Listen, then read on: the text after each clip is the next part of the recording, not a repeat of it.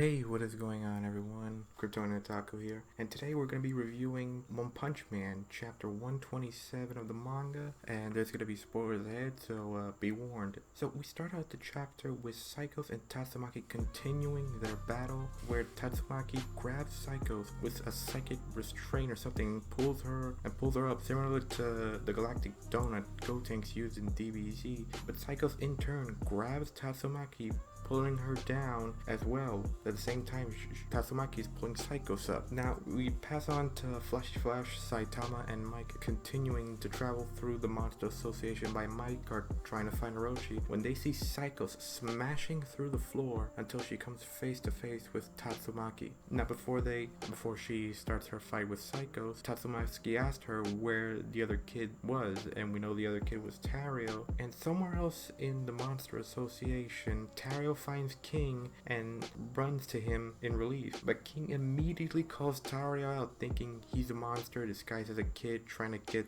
the jump on him, because in a previous chapter, I don't know, it was like 20 chapters ago probably, another shape-shifting monster turned himself into a Ganma, but the monster he was so afraid of King, he cracked the rib and it stabbed through his heart, killing the shape-shifting monster. That was like 20 chapters ago. An invisible monster with size for hands, about the same size as Tario, appeared behind Tario, suddenly reveals himself and flees, believing King saw through him and his invisibility, which was honestly pretty hilarious given that he didn't know that there was actually a monster there when it actually was. That just shows you King's metal luck ability is kind of broken, or him not even trying to be intimidating, or him trying to be intimidating here actually worked out in his favor. So King takes Tario's hand and they walk off, trying to get out of the Monster Association. After fleeing from the mighty King, the invisible monster is then grabbed and smothered by some slime, and this slime turns out to be the heart element of Orochi, and now he's absorbing these fodder monsters' blood in order to revive himself or get himself to become more stronger as a result, kind of like how Cell pretty much just absorb people and whatnot, something a similar way. Now this means one of many things, that Orochi is one of the few monsters that has survived a punch from Saitama. Let that sink in, that's how powerful Orochi was, that he survived a normal punch from Saitama where it looked like basically killed him, but he somehow survived. Now he's not exactly as strong as he was, but he's right now absorbing other fodder monsters in the Monster Association to get his strength back. And Orochi begins to sense the battle between Psychos and Tatsumaki and wants to feed off their psychic energy so he can get much stronger. Now Tatsumaki and Psychos continue the fight, with Psychos showing she has heat vision that she shoots at Tatsumaki, but Tatsumaki effortlessly blocks her attack and overpowers Psychos, and Tatsumaki easily forces the information she needs by twisting Psychos like a wet towel with her esper powers, where Psycho pretty much spills the beans about Tario and the mercenary squad that was sent there to rescue Wakanda and whatnot. Now Tatsumaki tries to contact the other heroes and see if they find Tario or the mercenary squad.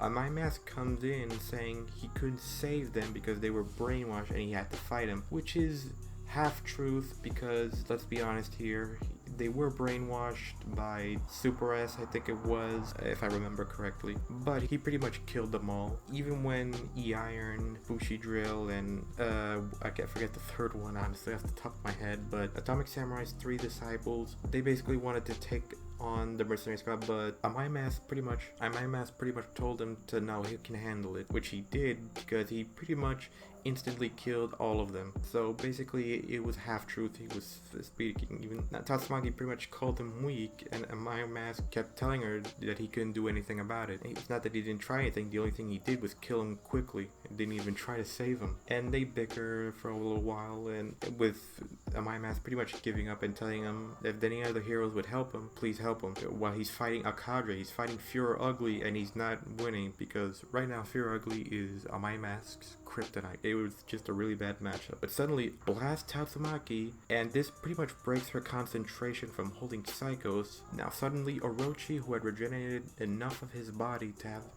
dragon heads scattered around the opening in the base, blasts Tatsumaki and Psychos from all directions, and now the blast catch Tatsumaki by surprise, tearing a bit of her sleeve, scuffing her a bit, and releasing her grip on Psychos. And Psychos is basically free now as she laughs and flies down toward Orochi to take his energy so she can become stronger. Now this is a pretty interesting chapter where we basically get to see the power of Psychos and Tatsumaki firsthand. This basically shows that the power Psychos had after drinking that potion is way stronger than what Giroguro ever did, as she basically somewhat meets up with Tatsumaki, you know, in terms of power. Wait, not exactly.